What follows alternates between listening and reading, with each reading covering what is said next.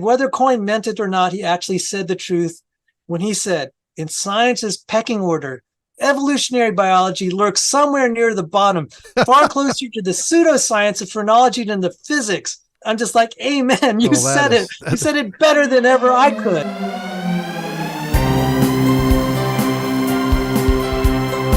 Greetings to the brightest audience in the country. This is Real Science Radio. I'm Fred Williams. And I'm Doug McBurney, Bible student, amateur comedian. It's great to be with you, Fred, talking about real science on Friday. Well, thanks, Doug. And we're going to welcome back to the RSR airwaves Sal Cordova. We had a part one of our show last week, and it was so good. And Sal was gracious to come back and be on the air with us. So, Sal, welcome back to Real Science Radio. And thank you for having me back. Yes, and Sal, thank you for helping us expose the fact that experimental evidence has already killed evolution, and we're just letting the world know. Thank you, and God bless you. Yeah, for those who missed that, go back to the last show. It was really a lot of fun stuff. And Sal, you mentioned, which was nice for me to hear, that you had actually come across my website years ago, evolutionfairytale.com. And you mentioned the exploding giraffe head. I do want to give kudos out to my brother, Larry, who actually did all the artwork for that website. So anyways, thanks for that. Oh, thank you. And I hope if we do have time, we can talk about the similarity of humans and chimpanzees. That's a very compelling topic, one that was that nearly destroyed my faith. And also Michael Denton's before he wrote the book, Evolution, a Theory in Crisis. It's a very interesting topic. It relates to my research in protein folding. I do want to mention that I am an engineer. I'd worked in the aerospace and defense industry, and people may be wondering, well, what are you doing, Sal, talking about biology? And it used to be the evolutionary biologists to say, you're butting into stuff you don't know. You're an engineer. That is changing now. I have from November 2006, MIT News, it says one third of the engineers at MIT work on biology problems. That's because they have the right skill set. They have the right skill set. My professor at the NIH FES graduate school in cellular neuroscience, he was a PhD in electrical engineering. The NIH hired him on the spot, even though he had no biology background. Zero. Yeah. There's such a crossover. But actually, he did. They needed someone to understand, to help them with the ear. If you think about what the ear does, it transduces the vibrations in the air, which is kinetic energy. You have to convert it to a signal, an electrical signal. The signal has to be processed. It's something akin to Fourier series and Fourier transforms. It then has to be digitally or analog recorded somewhere, because it's amazing you can remember a familiar sound. You don't think how hard this is. Yeah. Okay. We are understanding how difficult it is when we do voice recognition. I have an in-law who he has these big server farms that he needs to be able to process voice recognition. And so this PhD in electrical engineering had the right skill set. They said, you had the right skill set to help us figure out how the human hearing system works. We don't need someone who's going to tell us fairy tales of evolution and all they can do is phylogenetic diagrams of supposed ancestor of this or that, and it's not going to work anyway. We need someone who can actually solve problems and understand how the parts fit together and what they do. Yeah. So knowledge of software engineering, firmware engineering. Dr. Royal Truman, who we had on roughly a month ago, he brought up the same point. I mean, there's this engineering discipline that is so tied to biology now and genetics, because God is the ultimate designer and engineer, and we see his design in the genome. Yes. I'm sorry to get on a tirade there, but when I was reading your stuff, Scott Page was just kind of bullying me and said, you're not a biologist. And that kind of got under my skin. And I said, I'm going to study biology. I said, it'll be a cross to bear, but it's the right thing to do. Yeah. So for context, Dr. Scott Page was a guy that I was debating pretty heavily back in the day on evolutionfairytale.com. We had a forum there that at one time was very active. And so, Sal, you're referring to the debates I was having with him. And one of them, we talked about, the whole Poisson distribution that showed that each breeding couple, at the very best case at that time, way back, and I think it was probably early 2000s, one female would have to have 40 offspring just to give evolution a chance. The last show, you can go hear more about that. It's actually a number that's like 10 to the 35th power. So Sal, thanks for referencing that. I'd totally forgotten about that, my debate with Dr. Scott Page. Well, I remember that. And, it took the engineers and mathematicians. We recently published on this in secular peer review. We overturned Fisher's fundamental theorem of natural selection. Mm-hmm. We found one way of overturning it. It turned out it's been overturned quietly by other evolutionary biologists, but they don't publish. Right. They'll publish, but it's kind of, there's not a lot of fanfare. After Bill Basner and John Sanford published their criticism of Fisher's fundamental theorem, a year later, Joe Felsenstein, who's probably the top population geneticist, he said, alas, this is at Fisher's memorial lecture. It was really kind of funny. Oh, that's funny. Ironic. That's kind of a nice way to, here we're honoring the dead here and all of his accomplishments. But I got to tell you, alas, Fisher's fundamental theorem is not so fundamental after all. Yeah. And he gave alternate proof. And he learned himself because he met the creator who actually designed and made everything. It's interesting. Again, we'll talk about theistic evolutionists. Fisher was a devout Christian as far as we know. Okay. And so it kind of there was always this divide between the evolutionists who profess Christianity. Joe Felsenstein said, I don't know that I really would have wanted to meet him because we have such cultural differences. And it's probably the fact that Ronald Fisher's a Christian. You know who has actually advanced a lot of evolutionary theory? It's people professing to be Christians. Oh, I've been saying that for years. I've been saying Yes. we got to drop this because they're going to blame us for this, just like they try to blame the flat earth on the Christians. Just get away from all of this stuff. Well, what happened was I was talking at Lipscomb University, and I was giving a talk on the ENCODE project. Had nothing to do with creationism. But I mentioned John Sanford and, the hostility. I said, this is a Christian college. And when you talk to some of these, if you talk to the creationist community, especially the speakers, you'll see how the hostility when they talk on Christian campuses toward their creationist views and ID. Yeah. You look at Baylor. Baylor expelled Bill Dembski. They censured Robert Marks, who were ID proponents. Right. And they have this building that said he created all things, a quote from the New Testament. Yeah. You can't. Yes, they're expelling it. You go to Christian seminaries.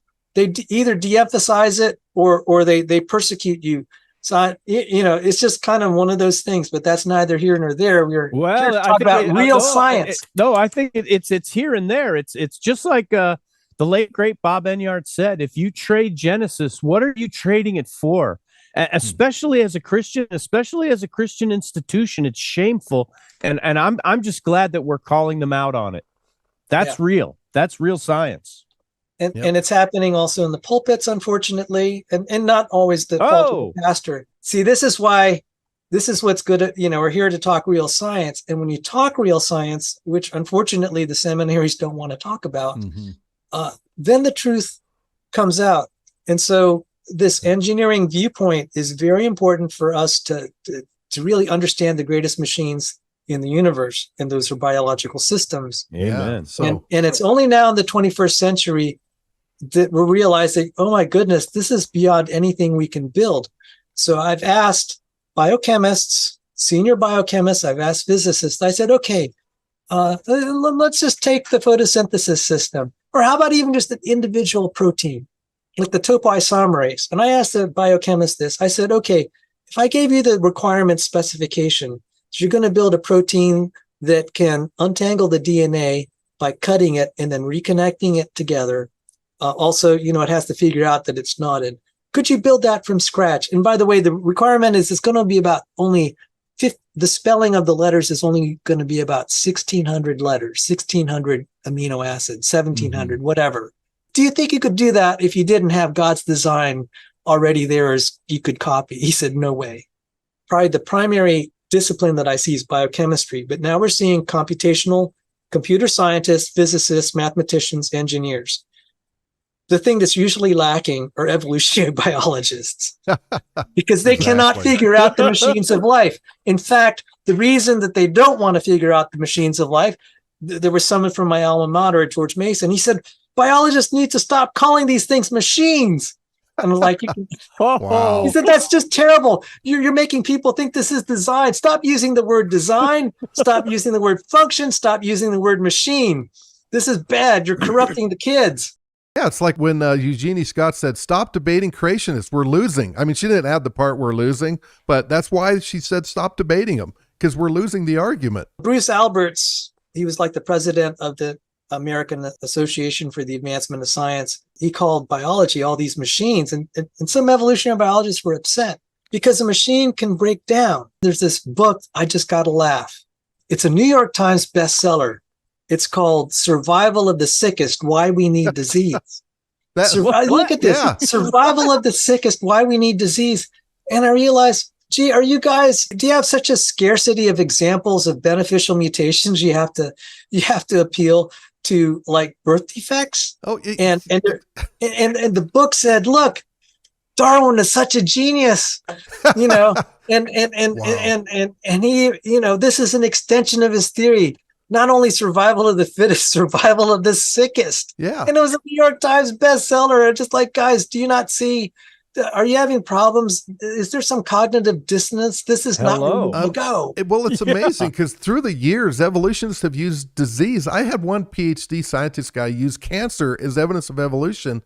And it reminds me, Sal, we talked about it last week, a debate you had with a guy named Dan that's on the internet. And I watched that debate, and it was interesting when he was talking about fitness and, beneficial mutations that occur in context. He's trying to, soften the blow, but he used sickle cell anemia, a disease, as an example of evolution. When NFL football players come to play in Denver at Mile High, if they have sickle cell disease, if they have one of the genes that are, for sickle cell, it's still a harmful effect and they can't play at altitude. And they say, well, but it's good for you if you're in a malaria infested environment. I guarantee you though, if you ask that person, what would you rather have? Not sickle cell disease or a U-Haul to move out of the malaria infected area. I mean, I would choose not to have a disease, but yet they use it as an example. They used lactose intolerance as an example of a beneficial mutation. Well, I know a lot about lactose intolerance because that's me. I suffered that for 50 years until I figured out what was wrong. And so what's the advantage that the fact that you can still drink milk? And you can speak maybe on this, Sal. I saw that there are studies where they think that everybody was lactose intolerant like 5,000 years ago. So that tells me that the original design was you were supposed to wean off of milk. Well, then some mutation occurred that spread through the population where more people could kind of tolerate milk as an adult. But anyways, this Dan guy used that as an example of improved fitness. Well, remarkable. Well, it would have been a difficult argument back then. I got to tell you, I cannot keep up with the peer-reviewed literature because we could even make better arguments now. I'll just say, look, it's even easier now. How about just loss of genes? I'll just cite these papers, loss of genes. So like Lenski's mutator, the infamous Lenski experiment on E. coli and citrate utilization. There are some of the lines, strains that he developed. One of them is a mutator strain. And the title of the paper is Genome Decays Despite Sustained Fitness Gains. This is like survival of the sickest. Survival of the sickest. I'm just like, okay, yeah, survival of the sickest. Now, what happened when we published our paper on Fisher's not so fundamental theorem of natural selection? We were looking at this, and I remember, I think I could share this. I said, John, I got to tell you, either I'm crazy or the rest of the world is crazy. Someone's out of step. I said, all of this is garbage. Yeah, I was calling him. I said, okay, I was working on this paper that was published in Springer Nature. The title of it's a chapter. The title of the chapter is Dynamical Systems and Fitness Maximization in Evolutionary Biology. And we were highlighting Fisher's fundamental theorem and its flaws, and then we added some follow-ons. And as I was going through the math, I said, and I talked to Joe Felsenstein, the top population geneticist. And as I looked at the math, I said, this is garbage.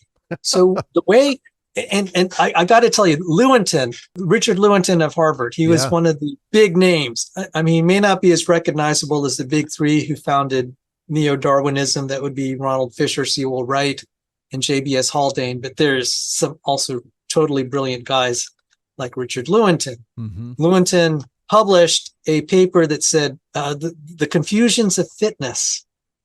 And that was just devastating. It's been, no evolutionist really came out and said he was wrong, but no one really wanted to exactly highlight his paper. And let me summarize. Andreas Wagner, who's also a respected evolutionary biologist in our time, he said, okay, this makes it so easy when I want to debate evolutionists. And I only found this recently. Beyond the commonplace that fitness means the ability to survive and reproduce, fitness is difficult to define properly and nearly impossible to measure rigorously.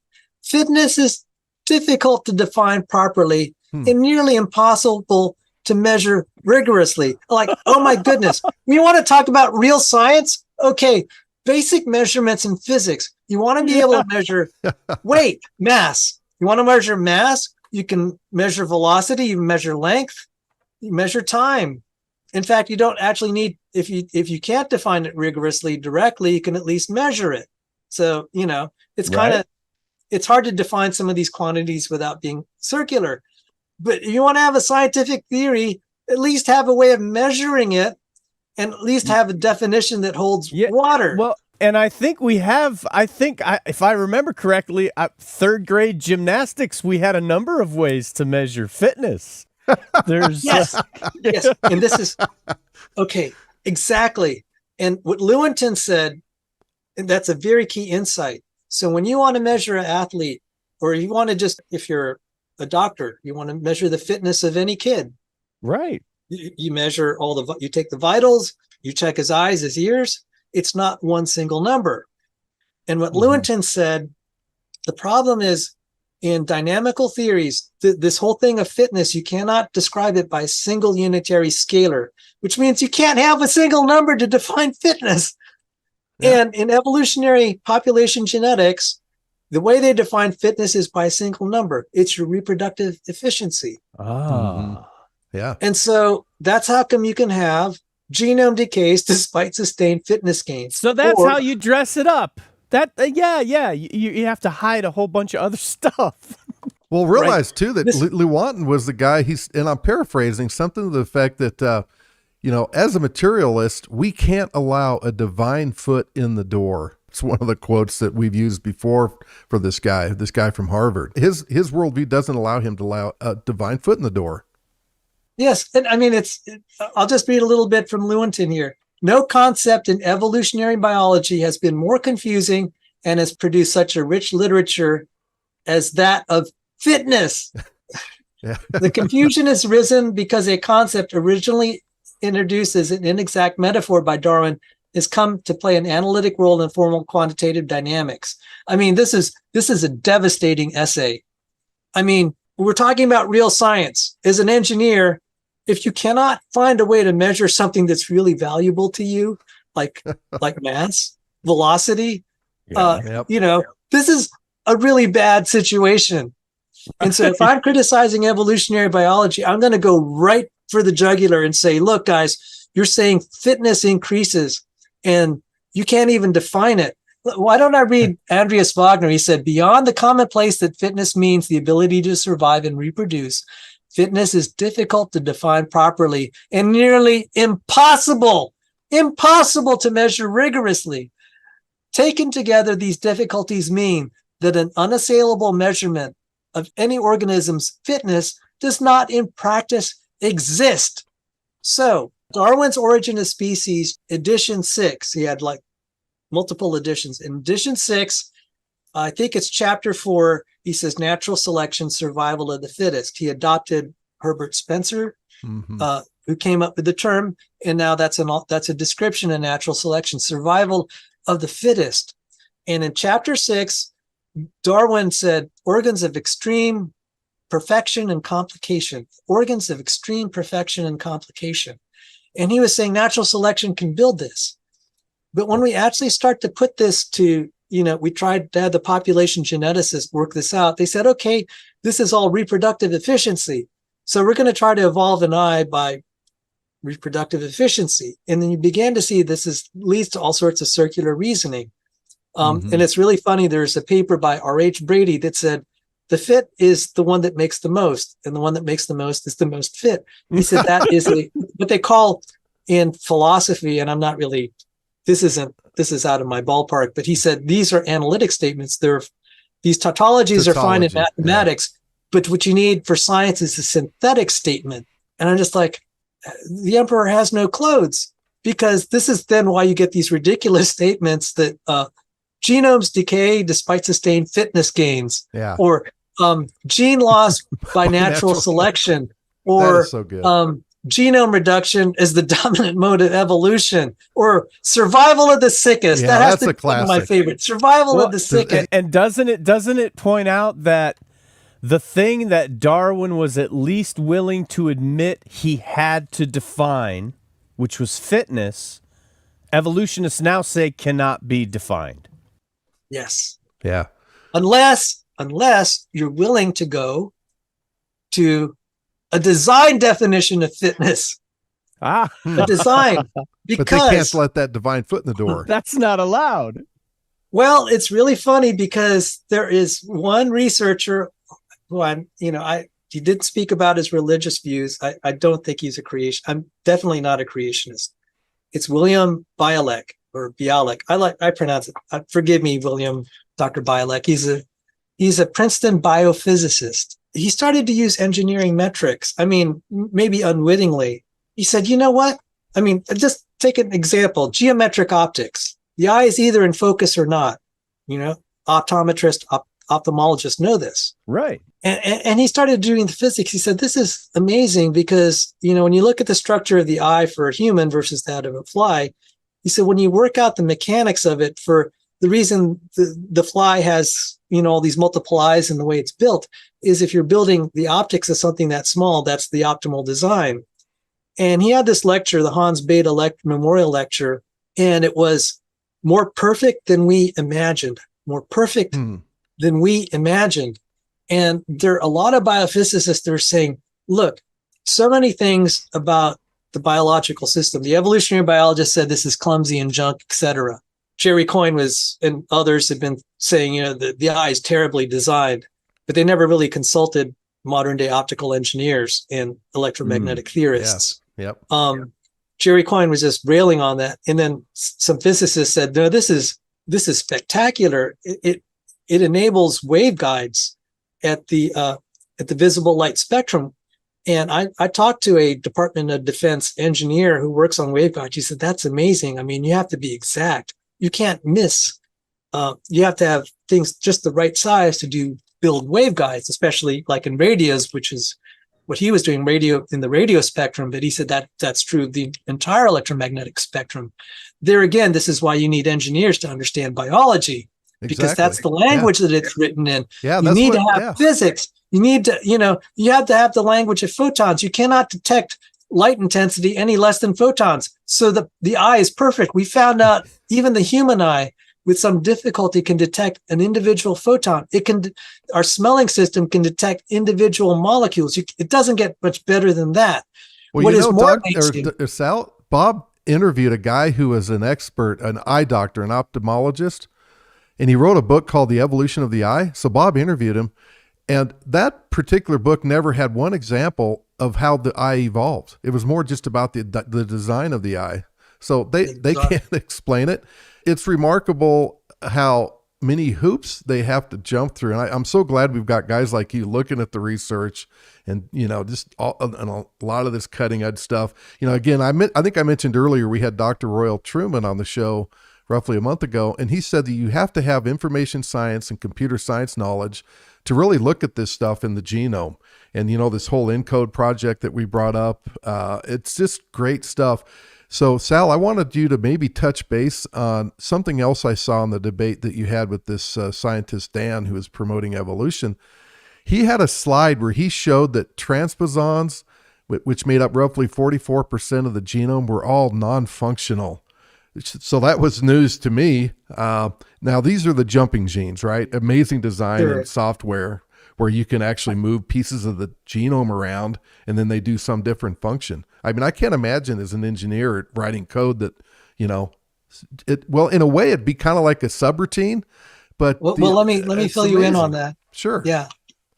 If I could finish out my thought though on the fitness, Oh, I'd sure, like to close sure. out with one more example. Sure. Because I was in the aerospace and defense industry. I was a pilot, and my least favorite instrument for navigation was the magnetic compass. The Arctic tern is a bird that can fly from North Pole to South Pole. There's some Arctic tern birds that can fly 40,000 miles a year. They do this, we believe now, by magnetic navigation. There's the cryptochrome protein. We have the cryptochrome protein, but the bird has it. It's able to sense the magnetic fields by something called the hyperfine transitions. It can sense the electron spin going up or down. And when there's a hyperfine transition, it helps it build this compass needle. Now, as someone who's done aviation and maritime navigation studies, because that was part of my job and the later part of my job in the aerospace industry, you think about the thousands of years where we had to be able to build, get guys just not to die out in sea when they're sitting out in the sea. They had to have very precise clocks so they could navigate. I don't quite know the reason for that. They had to have very precise maps of the stars and stuff like that. They had to have good compasses. This is pre-GPS. And yet these birds are able to do these hyperfine transition detections. And one of the top world chemists, Marcos Eberlin, in his book Foresight, cited other papers and said, no chemist on the planet can build systems that can detect these hyperfine transitions. Because you have to put the chemical in a quantum state. No chemist has been able to do that. It has to sustain it. And what William Bialek is saying, just about, when you get to see some of this where it can sense, also sharks can sense electric fields. I asked a radar engineer, I said, this can sense nanovolts per meter. He said, I expect that's about the threshold of detection. And so these physicists are like, some of the sensory organs in living systems are at the edge. You're not going to build a better system. You're not going to. And we know that because we're trying to build it and we can't. Yeah. And like you said, not just one number. Ability of the ear, by the way, it's also optimized to the limits of physics. The eye is optimized to the limits of physics. Your nose is. So you have all of these metrics. You no longer define it by reproductive success, but by capability, like an engineer would. That is something the evolutionary biologists do not want to go. They want to hold on to their definition because what the alternative is. So they're fighting tooth and nail to prevent the machine paradigm, the engineering viewpoint of biology, which is the correct viewpoint, that it is designed, it has an architecture, and by the way, it is put together at the limits of physics. No scientist on the planet will exceed this. It is the best that can possibly be made. Yeah. So thank you for letting me finish out that thought. Yes. Now, before we go on, I think that's the crux of this entire interview. So you are positing the design argument against, and the fitness argument against the other side who wants to try to imply that athletes improve their capabilities as their limbs are chopped off. That's the level of the debate we're at. That's literally what they have to argue that. And so let's keep that in mind and don't get distracted by trying to argue about the limbs being chopped off, because we have a much higher plane that we can argue from. Yes, and I just been, it's been painful sometimes to see the creationists debating about, Tiktaalik or whatever. I mean, it's an important debate to have, but the debate that I felt really needed to be is this thing, the shifting paradigm, the definition of what it means to be fit. Because if they give away and say what it means to be fit, we have to define it in terms of the limits of physics, which is really an engineering problem. You're going to give away the store, and they're going to fight that tooth and nail. But like I said, when we're trying to figure out biology so we could effect medical cures, what will prevail? Is it reproductive capacity that really matters, or how the machines of life work? Yeah. And so grudgingly, the medical industry, it's like, well, we really don't we don't need the evolutionary biologists. Yeah, we need the ones like you said, where MIT, a third of them are going into genetics I that would are say engineered. you want someone who can reverse engineer the parts and say this part probably does that. So like in the case of my professor of cellular neuroscience who had no biology, he was a PhD in electrical engineering. He had the right skill set to say, okay, I think this is what this does.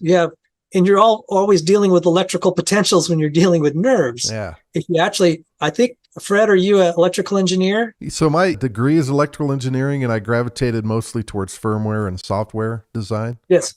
So if you look at some of these neural circuits, the description of a nerve cell, you'll see familiar circuit diagrams. You'll see resistors and capacitors. Exactly. And Yeah. it's like, that's why you need an electrical engineer. Yeah. Because he has the right way to conceptually model the parts of biology. I'm seeing now a lot of stuff like you need engineers to understand fluid dynamics. There's a lot of fluid dynamics, both like say, in the macro scale where you have sharks. Yeah. Okay, I know one creationist. He's an MIT PhD. He gave a talk on fluid mechanics because he's talking about the efficiency of building our submarines. He said, well, I wish we could build them like the way God built the fish, because the fish are so efficient in the way they manage fluid dynamics. There's all sorts of physics and engineering things. And you're asking me about junk DNA. The engineers, and this is probably a good segue to answer your question about that, because it's the engineering paradigms that have helped us understand what the evolutionists call junk. We're now realizing these are Turing complete computers on probably many levels. Yes. Okay, so the first thing is there is this paper called the chromatin computer. And it's really funny. I when I give talks about this, if you look at the old magnetic memory, the wires wrapped around the magnetic cores, our chromatin looks like that.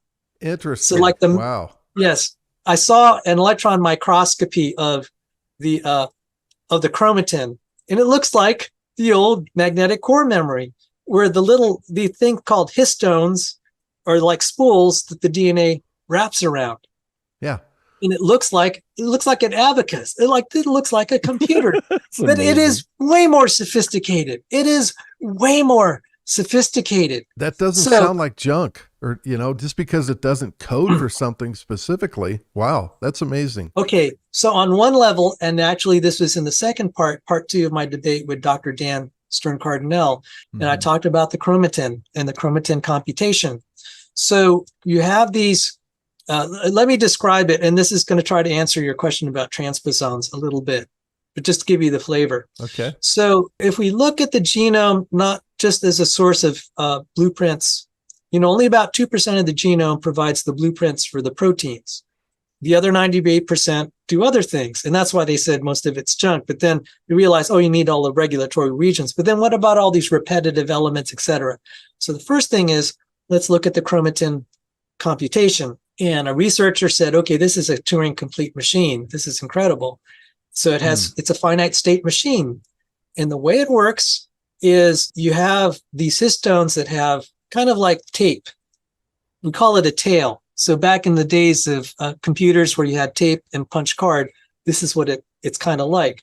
So you have these readers, writers, and erasers that go to the histone tails, and it modifies it chemically. It flips the bits on or off. And sometimes it's a multi-state position. So the quality of your skin at your eyelid is different from the quality of the skin at the sole of your foot. The way this works is on chromosome 12, you have a link RNA that is coded from a link DNA, which they used to call junk. And this thing hops on a bus called SUS12, and through the process of quote unquote Brownian motion, it somehow navigates to chromosome 2, finds the right Hox cluster, finds the right histone out of the 4 classes on that spool, looks at the 27th amino acid on that histone tail. I mean, this is a genome with 3.3 gigabases.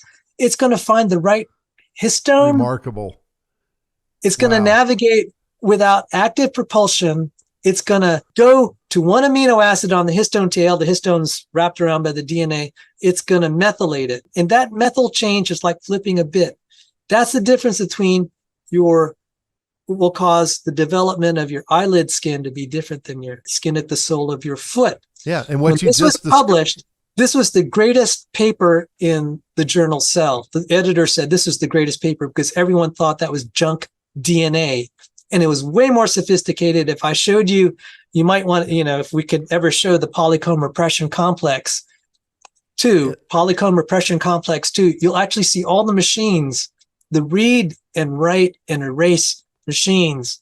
This is incredible. Your DNA acts in conjunction with the histones, acts like a memory device. Now, does it make sense now?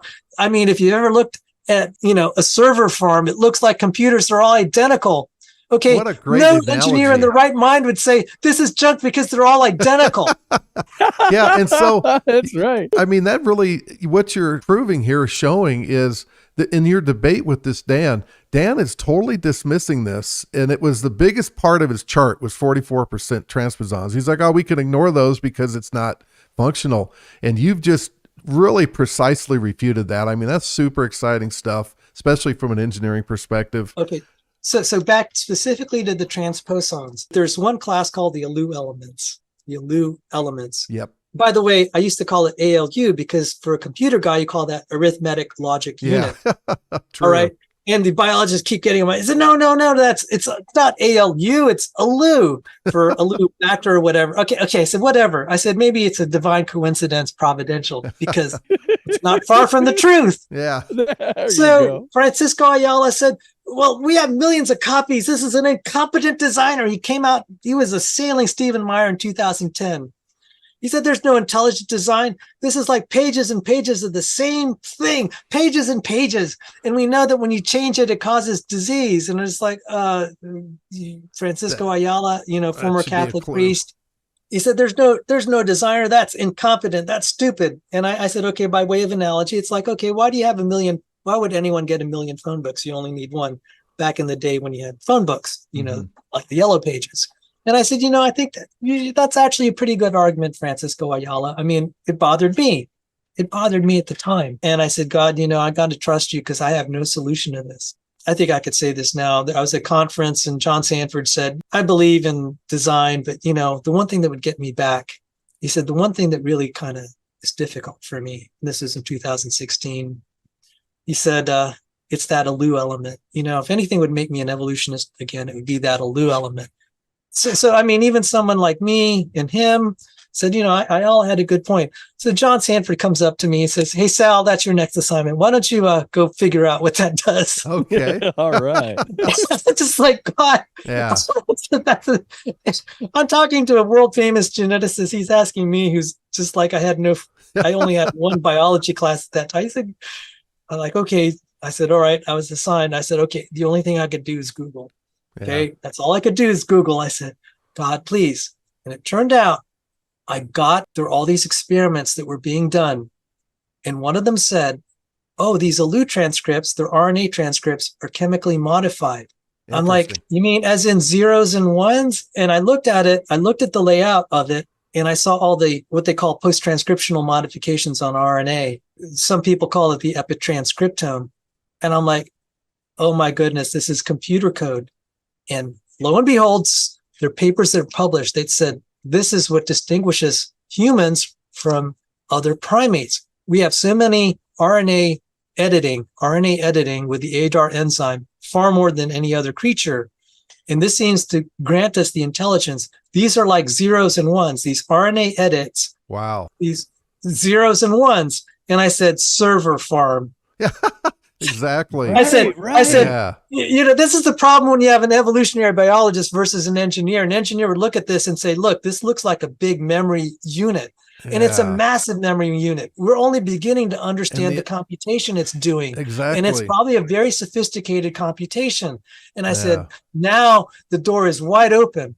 And I did not really appreciate that. I didn't have a chance to pursue it, but now I even find even more things. There's something by, I think his name is Jake Hebert. He published in the Royal Society. I mean, that's their big, their big scientific organization. He called it the flip on, flip off. And he talks about all these experiments talking about it being a computational computer. He said, we have verified it. It's amazing. It's powerful. Of course, he said, evolution optimized it. He has to get I have to, acknowledgement. But I said, he's kind of just blown away. I mean, we're not going to lose this debate. This is what I was talking about. We have experiments now. This is real science. You saw evolutionary biology have fake science. They can't even define their central quantity. They can't measure it. That's fake science. They've been building this industry, calling it science.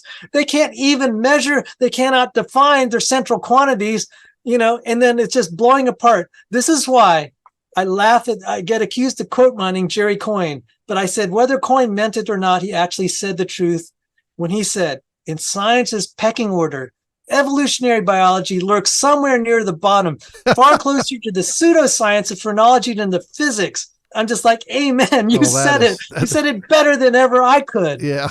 So that actually, Sal, we're actually out of time. That might be a point to end on, but there's so much more I want to cover. You've got fantastic stuff. So I'd like to ask you to come back on some future show, maybe in a month or two. We've got other shows already planned and lined up, but this was so fun. And you've got so much cutting edge stuff that I really want our audience to hear. So I would like to invite you back on in a month or two if you're willing and able. There's so much we have to cover that we haven't even gotten into. Yes, and I very much appreciate the statement you made. We're not going to lose this debate. We're not going to lose this debate. And praise the Lord, we can't lose it because He's the way, the truth, and the life. And we're on the side of the truth. And thanks for reminding us and the audience of that indisputable fact. Yes. Thank you, and glory and honor to our Lord and Savior, Jesus Christ, the creator and the designer. Exactly. Amen. And Sal, you hit it right on the head with what I think, and I think what you were saying. There's a lot of work, your cutting edge work. We need to focus on this biggest nail in the coffin. I agree with you that, Tiktaalik and fossils and all that, they have their place in the debate. But this is such a big nail that's striking such a devastating blow to evolution right through their heart. It's real science. You're actually appealing to science that we observe a lot of this stuff. We see it in action, and we're seeing that in the ENCODE project, if ENCODE is true, evolution is wrong. So anyways, again, Sal, it was such an honor to have you on the show, and we're going to have you back on. It sounds like you're willing to do so, we're so thankful for. Yes. So, and if, for our listeners, please, if you want to help the show, we don't have a mega church backing us. Please go to rsr.org/store and either sponsor a show. You can buy some of our materials or just do a monthly donation. That would be great. We are also wanting you to go to crtl.org. That's Colorado Right to Life, as they have a fundraiser right now to raise funds to put up billboards that will witness and reach out to women who are coming across the state borders to come into Colorado, which has become a destination for abortions. And these billboards have proven to have a very strong effect on these people. So we're saving lives. So go to crtl.org, and also please consider giving them a donation. So for Doug McBurney and Sal Cordova, I'm Fred Williams of Real Science Radio. May God bless you.